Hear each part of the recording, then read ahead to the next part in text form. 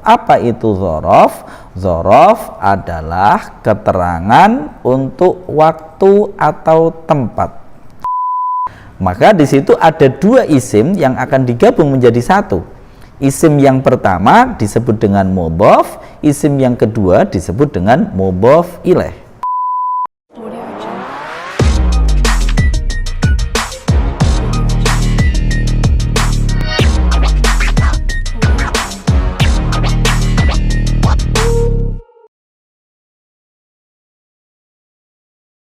Assalamualaikum warahmatullahi wabarakatuh.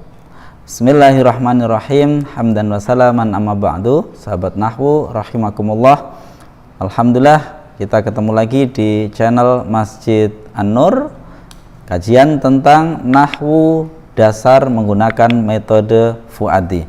Kali ini kita masuk ke materi 6. Materi ke-6 akan melanjutkan materi ke-5 terkait jar majrur. Maka materi 6 ini kita akan membahas tentang dzaraf. Ya, kalau kemarin kita bicara tentang jar dan majrurnya, saat ini kita akan bicara tentang dzaraf.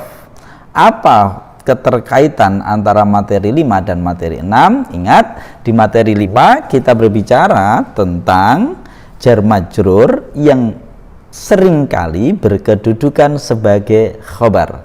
Maka dalam bab ke-6 ini kita akan bicara tentang satu kedudukan yang disebut dzaraf, di mana terkadang dzaraf itu seringkali juga berkedudukan sebagai khobar dari mubtada. Ini yang akan kita bicarakan di materi 6. Bismillahirrahmanirrahim. Dzaraf dan mudhaf ilaih, karena nanti banyak dzaraf yang itu digandeng langsung dengan mudhaf ilaih. Apa dzaraf, apa mudhaf ilaih? Dzaraf untuk terangkan waktu dan tempat, nasabkan saja i'rabnya pasti tepat.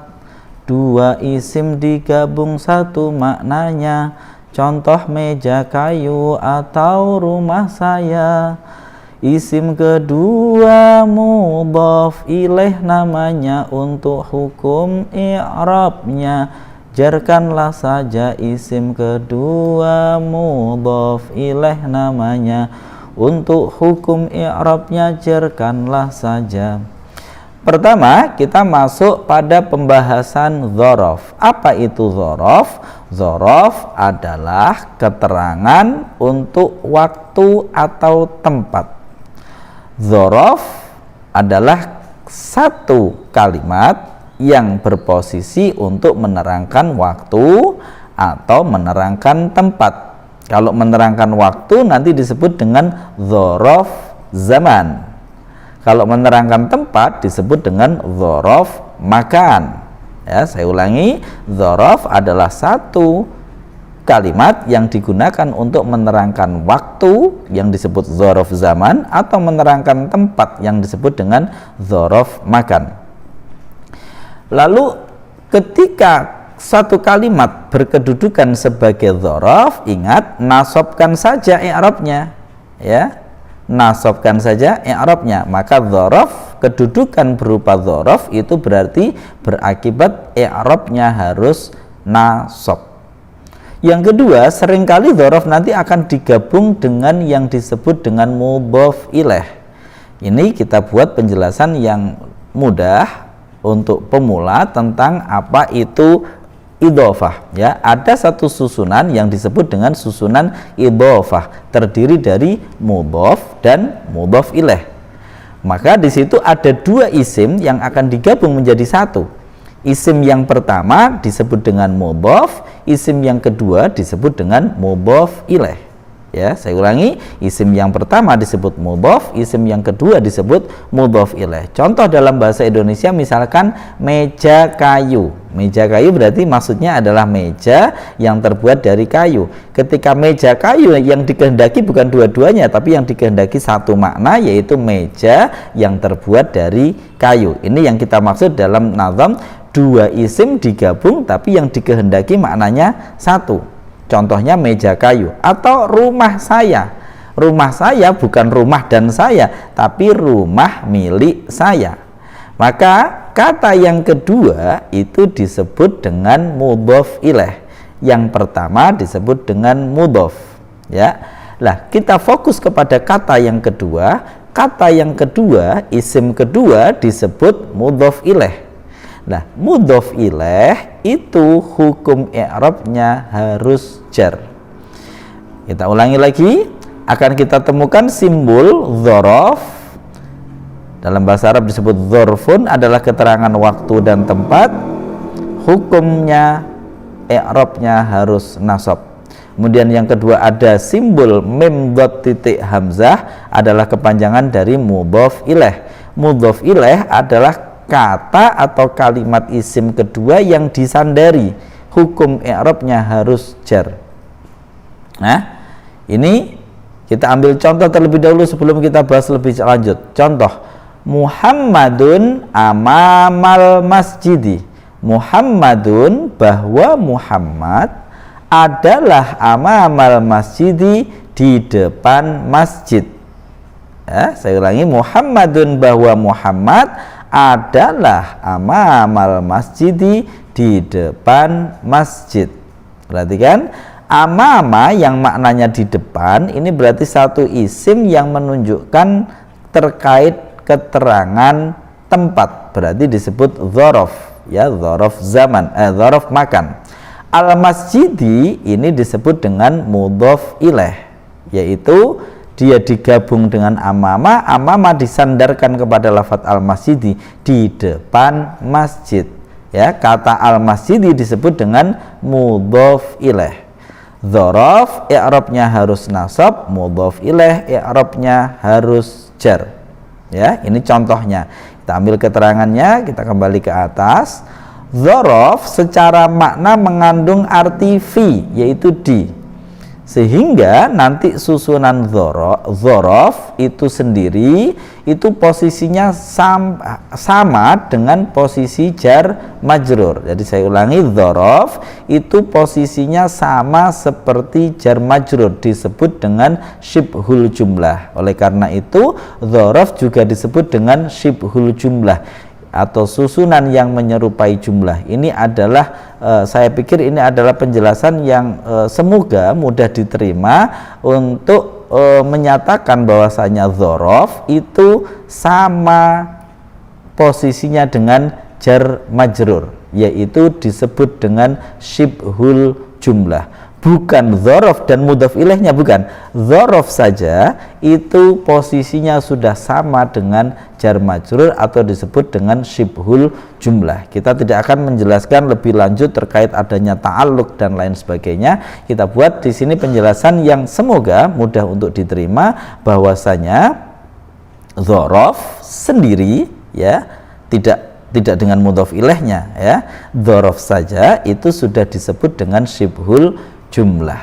Nah, keterangannya panjang, tapi kita ambil seperti itu intinya. Dzaraf juga dapat sekaligus menduduki kedudukan sebagai khobar, dan dibaca adalah ini yang tadi kita katakan.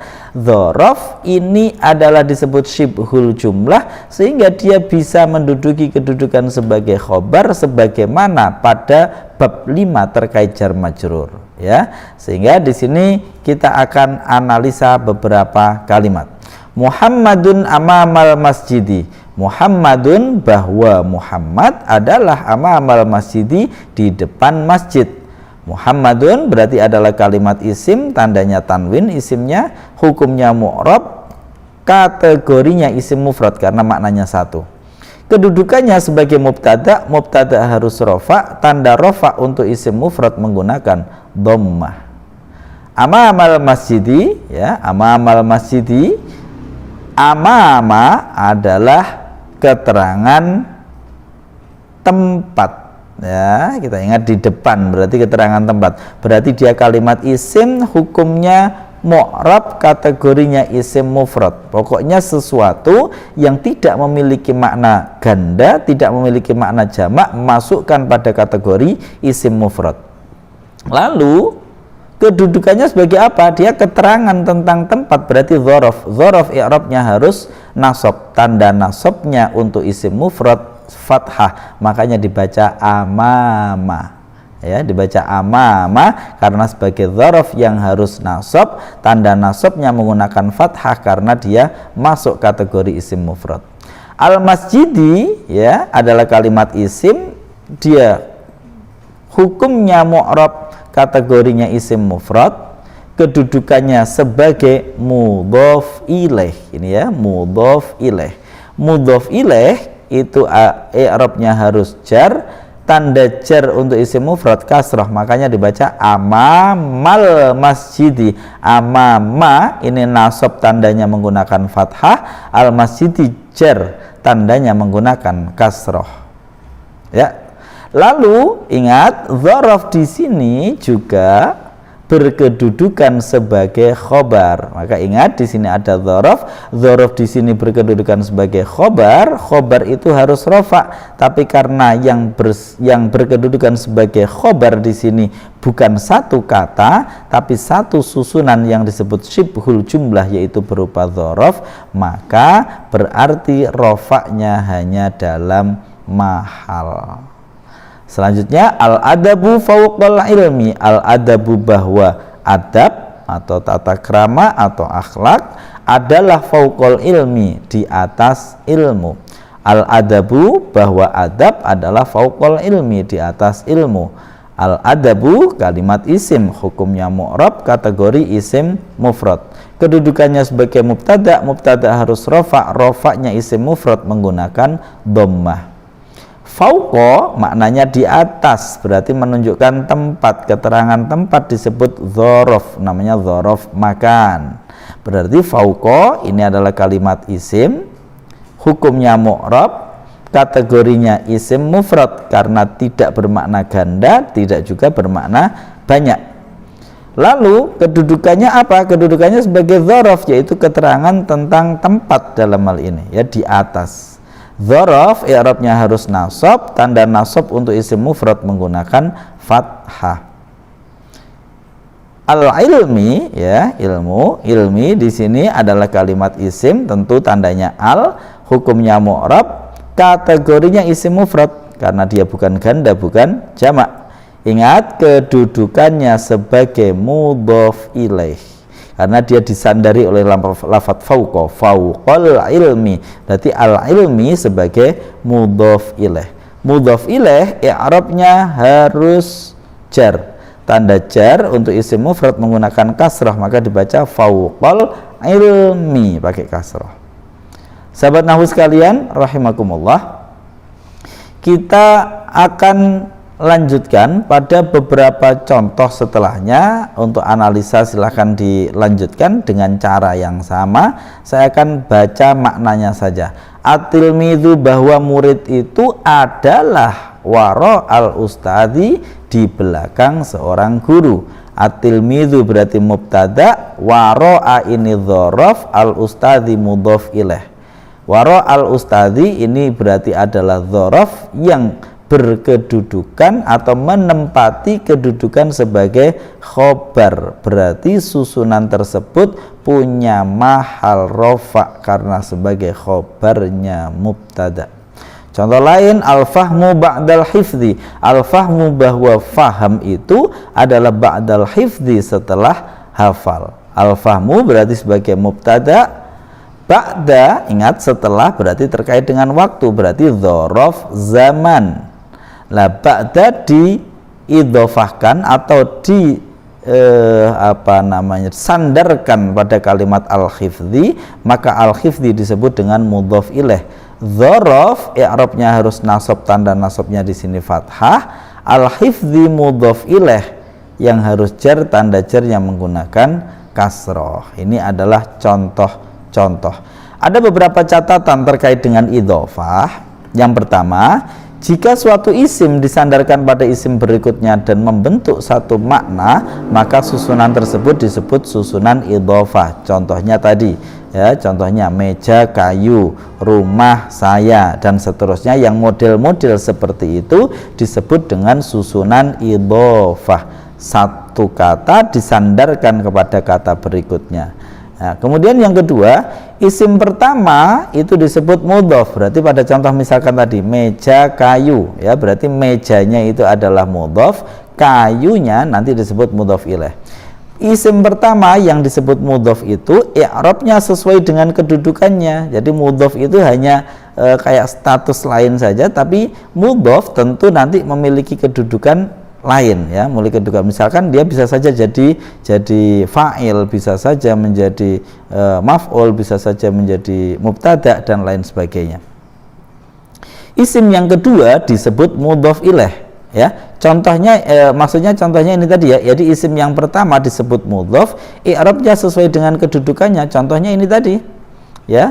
Ba'dal hifdzi, ini al-hifdzi kan mudhof ilaih, berarti ba'da itu adalah mudhof. Lah ba'da i'rabnya harus apa? Ya, sesuai dengan kedudukannya, kan kedudukannya dzaraf, berarti dia harus nasab, ya. Kalau misalkan kedudukannya sebagai mubtada, ya berarti dia harus rafa dan seterusnya. Berikutnya, mudhof tidak bisa diawali al. Nah, kalau ada mudhof berarti mudhof itu tidak mungkin diawali dengan al, ya, kecuali nanti ada pengecualian sedikit sekali, tapi secara umum mudhof itu tidak bisa diawali oleh al ataupun berakhiran tanwin, maka akhirnya juga tidak boleh ditanwin, ya, ini mudhof karena dia masih mau dilanjutkan kepada kalimat kedua yang disebut mudhof ilaih. Lanjut, antara mudhof dan mudhof ilaih umumnya mengandung salah satu dari 3 makna huruf jar, yaitu min. Contohnya tadi itu, ya, misalkan contoh yang lain apa? Biasanya yang sering dibuat contoh itu khotamu hadidin, misalkan, ya, cincin khotamu dhahabin lah, ya, khotamu dhahabin. Khotamu itu apa namanya, cincin, dhahabin emas. Khotamu dhahabin berarti ai khotamun min dhahabin, maksudnya adalah cincin yang terbuat dari emas. Atau makna yang kedua itu menggunakan makna li, makna lam atau milik, bagi. Contohnya kitabu Zaidin, berarti kitabnya Zaid, berarti maksudnya kitab milik Zaid. Atau contoh fi, contohnya sholatul lail, berarti sholatun fil laili, as-sholah fil laili, sholat di malam hari, sholatul laili, menjadi bisa diidhofahkan. Nah, ini jadi mudhof dan mudhof ilaih, kata pertama dengan kata kedua secara umum itu mengandung salah satu di antara tiga huruf jar tadi itu, ya, min, lam dan fi. Contohnya ini khotamu dhahabin, cincin dari emas, maksudnya kitab Zaidin, kitab milik Zaid, sholatul lailin, sholat di malam hari. Baik, kami sajikan beberapa contoh, ya, terkait dengan mulai yang dari awal, ya, kita bolak-balik. Contoh di sini, at-tuhuru syatrul imani, at-tuhuru bahwa bersuci itu adalah syatrul imani, separuh keimanan. At-tuhuru berarti kedudukannya mubtada, syatru sebagai khobar, al-imani sebagai mudhof ilaih. Nah, ini akan terjadi pola susunan seperti ini. As-salatu imaduddini, as-salatu bahwa salat adalah imaduddini, tiangnya agama. Berarti salat sebagai mubtada, imadu khobarnya, ad-dini mudhof ilaihnya. Al-mu'minu mir'atul mu'mini, al-mu'minu bahwa seorang mukmin itu adalah mir'atul mu'mini, cermin mukmin lainnya. Al-mu'minu berarti sebagai mubtada, mir'atu sebagai khobarnya, al-mu'mini sebagai mudhof ilaih. Talabul ilmi faridotun, kullu ma'rufin shadaqatun, sibabul muslimi fusukun, dan seterusnya. Ini contoh terkait idhofah. Terkadang dia berada pada disambung khobar dengan mudhof ilaih, ya, ini khobar dengan mudhof ilaih, ya. Terkadang mubtada disambung dengan mudhof ilaih, thalabul ilmi faridotun, maka cara membacanya thalabul ilmi bahwa mencari ilmu adalah faridotun, wajib, dan seterusnya. Kita sajikan beberapa contoh di sini. Jika Anda benar-benar ingin memahami materi ini, maka praktekkan pada contoh-contoh berikut. Materi akan kita sertakan di deskripsi video ini, dan silahkan di-download, silahkan dipraktekkan. Jika ada pertanyaan, silahkan sampaikan di kolom komentar. Insya Allah kami akan berupaya semaksimal mungkin untuk bisa memberikan penjelasan yang bisa dipahami. Jika video ini bermanfaat, jangan lupa like, share, dan komen. Semoga bermanfaat untuk kita semua. Saya Muhammad Wahyudi. Assalamualaikum warahmatullahi wabarakatuh.